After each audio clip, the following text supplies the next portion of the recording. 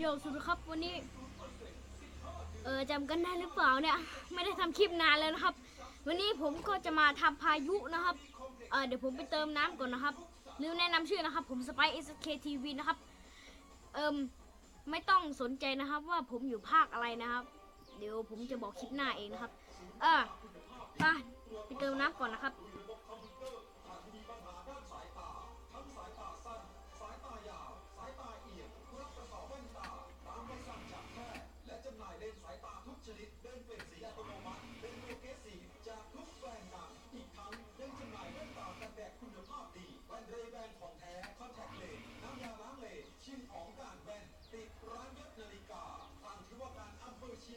มาครับน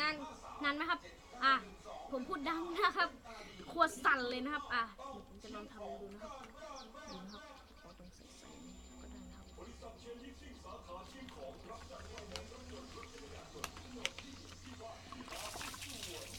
ดูครับเฮ้ยดูครับ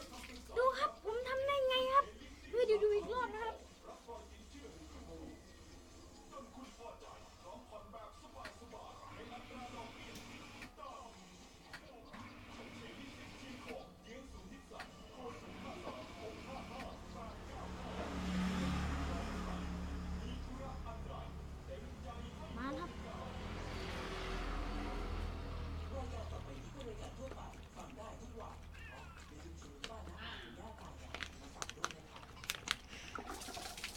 ดูครับเทพสำหรับคลิปนี้ก็ต้องขอตัวลาไปก่อนนะครับใครที่ชอบก็อย่าลืมกดไลค์กดแชร์กด subscribe ด้วยนะครับสำหรับคลิปนี้ก็ต้องขอตัวลาไปก่อนนะครับสวัสดีครับผม